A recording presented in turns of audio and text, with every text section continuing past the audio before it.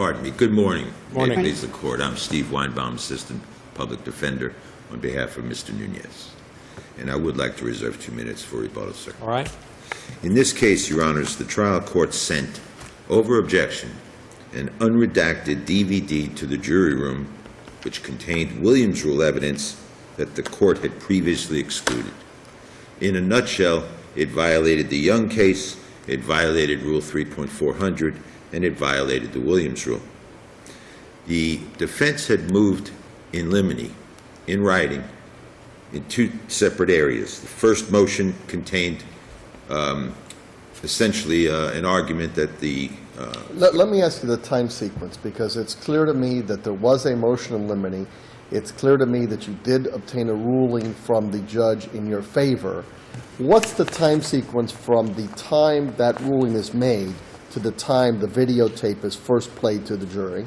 How long, what time passes? Because I'm surprised that, of course, the videotape wasn't redacted giving the ruling, so I just want to know what that time frame was, and that's not clear from the record. Judge, I believe, no, it's not clear from the record, but I believe it would have been the third day of trial, because it came in through Gloria Miranda, who had done the forensic interview, and that's when the controversy arose over the tape not being redacted, and she was one of the last witnesses. So to some extent that may account for the confusion, to the extent there was confusion, but she was one of the last witnesses, if not the last witness. So it had to be the third day or the very last day of trial. It's a 4-day trial. Was there ever a Williams Rule or collateral crimes evidence motion filed by the state to introduce collateral crimes evidence at this case, or Williams Rule evidence during the course of the trial? You're asking if the state filed such a motion? Yeah. I haven't seen one. Yeah, I didn't see one in the record. I didn't see one in the record So either. the way that this came before the trial court was based upon the defense's motion in limine to preclude that information from being divulged. That's exactly right. And as you note, as Judge Cortines noted, the hearing that was held right before jury selection makes it pretty clear that the motion in limine was granted, the second one, when the court says... Well, not only was it granted, in the middle of trial, when there's an objection to playing the videotape, the court says sustained, skip over that section. Exactly. So it reiterates the court's ruling from before. Not only that, Judge Cortines, but what's really interesting and fascinating about this case is that the jury question showed that they were aware that there was a portion of the tape. And they were simply asking for instructions that if you send the tape back, what do we do about this portion that we're not being permitted to listen to? Exactly right. And obviously I take issue with the state's sole argument that somehow this was not preserved. It's absurd. I think that I don't need to say anything further with that. Want to rest on your brief for the I would remainder rest on of your my brief argument? at this point, Your Honor. Thank you.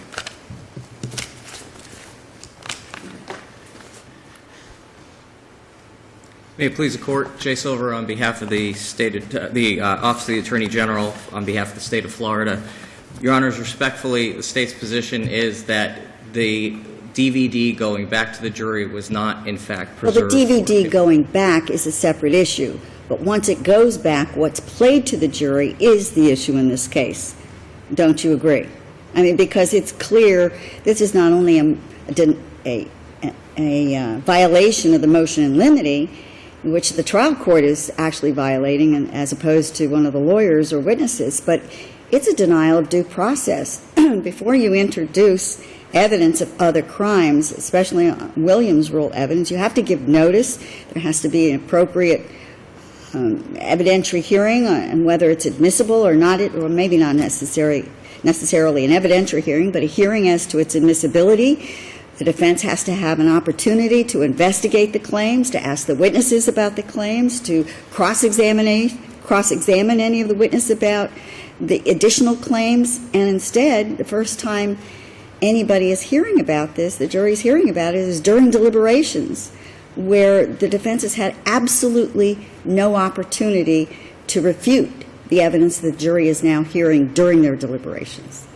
Respectfully, Your Honor, I agree with everything you've said, except to the point that in this case, the state and the judge apparently were operating under this idea that that second motion in limine actually contained two parts: the oral sex part and then the every time my father... Let me ask you this. The first motion in limine, wasn't it clear that every time he was in the hospital, wasn't it clear from the first ruling that that was not admissible? Well, that was actually part of the second motion in limine, which had two parts. What's my question? Your Honor... My question is, in the first motion in limine, isn't it clear that the judge ruled that the 4 times doesn't come in? I don't know how clear it is, and the only reason why I say that is the order... Did he say it comes in or it doesn't? The court says, granted, I don't think they're allowed to go into it anyway. That's pretty clear. And the judge, you're right, the motion had 2 subparts to it. One was the mom's testimony about oral sex, which was clearly identifiable as Williams' rule. I think the state even conceded on that issue, said they didn't intend. The second was material on the interview at the Christie House, right? Yes. At the top of the motion, the judge or someone at the judge's direction wrote granted at the top of that motion. Correct. So at least on its face, the record would indicate that the court granted all subparts of that motion.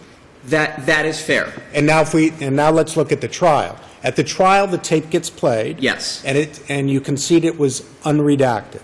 Correct. During the playing of the tape, the defense objects, correct? Yes. It says, judge, objection, prior motion. Yes. And the judge says, skip over that part.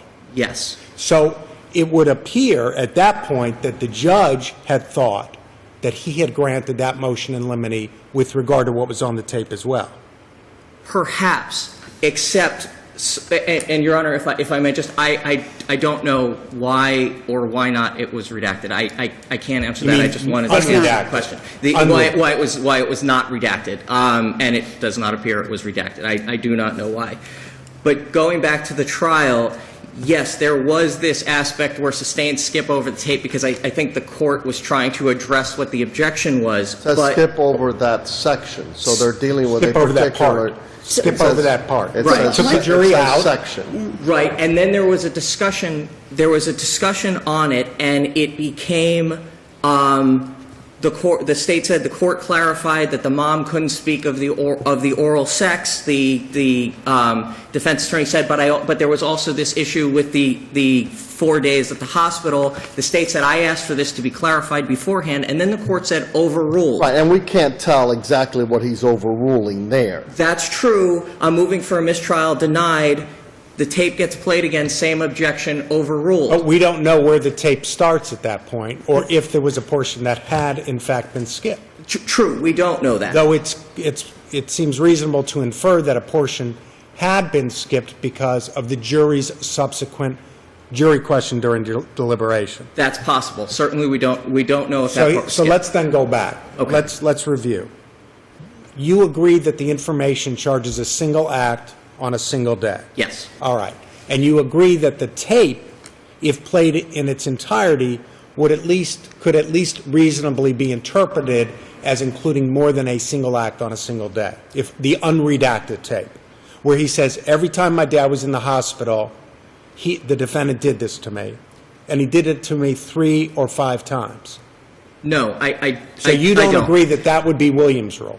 I don't. In the context Because of you what... can't, right? Because your argument's going to be the judge changed his interlocutory decision on the motion in limine or clarified it, and so the unredacted tape is not Williams' rule. Well, if I may address the 2 issues Your Honor raises. And while the State's position is that the order denying the ultimate motion for new trial is a nullity. It was after the motion for new trial. It was On the after me- the notice of appeal. But on the merits. The order is instructive as to what the judge's understanding was. This is on page 166. It's number 5 of the order denying the motion for new trial.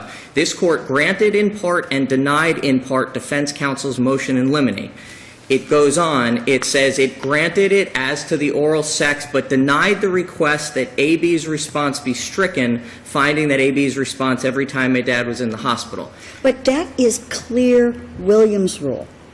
The oral sex portion is collateral crimes evidence for which you don't have to give notice, and therefore the trial court could make its ruling solely based on the motion of in limine. But the other prior acts that were similar, that happened on different dates or different occasions, separate acts that are similar to the act being tried, you have to give notice under Williams' rule, and you have to have a hearing. There is no way the trial court could deny a motion in limine on that issue without having a Williams rule hearing, which clearly did not occur in this case. There was never notice given by the state, there was never hearing to that effect, and to simply deny a motion in limine on that ground without the hearing would be clear error on its face, in my opinion. I understand, but I submit to the court that after reviewing the DVD, which I know the court has supplemented the record with, this child's statement it's clear that he is referring to one day, one incident this happened. He said the day he did that. I told my mom the day he did that. He's clearly talking about Wasn't one. he asked how many times he was abused, and he said every time he was in the hospital? Every time he went to the hospital. Every time then my we've been to father the was in the hospital hospital, 3 other times. and the court's order again suggests that the court's feeling. What's the reasonable inference from that? The reasonable influence, the reasonable. How many times were you abused every time my dad was in the hospital? Does that not suggest more than one? It doesn't when looking at it from the whole statement, the jury. And you might be right if you hadn't had the trial court rule against you.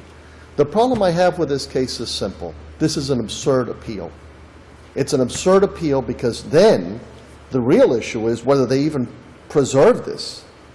It seems to me you would have been a lot better off confessing error and moving on. If it were me, as the lawyer, I wouldn't want to have my credibility impugned in court and to make this argument. I certainly, as a lawyer, would not make this argument. And if I could issue an order for 57-105 in this kind of case, I would, against the state. Because this is a frivolous position on appeal. I just want you to know. Respectfully, Your Honor, And it's your credibility, not mine, that's on the line. understood. If the court has no further questions, the state rests on its brief. Thank you, Mr. Silver. Unless the court has further questions for me, I will rest on my brief. All right, thank you both very much. Thank you.